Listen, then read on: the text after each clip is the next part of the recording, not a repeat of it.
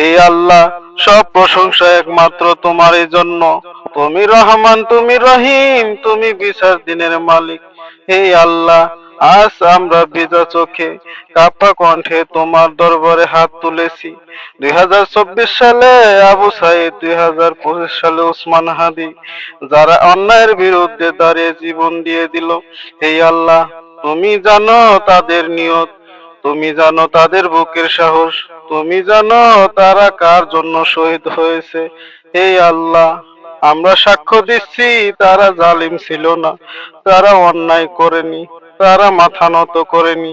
হে আল্লাহ, তাদের শহীদের মর্যাদা দান করো, তাদের কবরকে জান্নাতের বাগান বানিয়ে দাও, তাদের রক্তকে এই দেশের জন্য রহমত বানিয়ে দাও।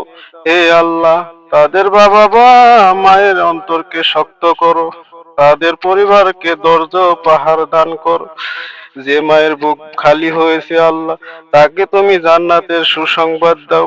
হে আল্লাহ, এই জাতিকে তুমি জাগিয়ে দাও আল্লাহ, অন্যায় দেখেও যেন আমরা চুপ না থাকি আল্লাহ, ভয় নয় হক কথা বলা তৌফিক দাও।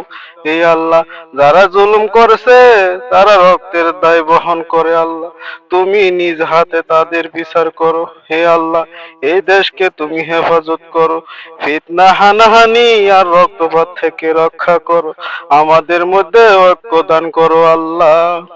হে আল্লাহ, আমাদের মৃত্যু যদি আসে তাও যেন ইমানের সাথে আসে, শহীদের কাতারে যদি ডাকো তাও যেন কবুল করে নাও। হে আল্লাহ, এই মোনাজাতে যারা আমিন বলেছে তাদের মনের আশা কবুল করো, তাদের গুনাহ মাফ করো আল্লাহ, তাদের জীবনকে হালাল পথে পরিচালিত করো। হে আল্লাহ, আবু সাইদ ও উসমান হাদিকে তুমি জান্নাতুল ফেরদাউস নসিব করো, আমিন।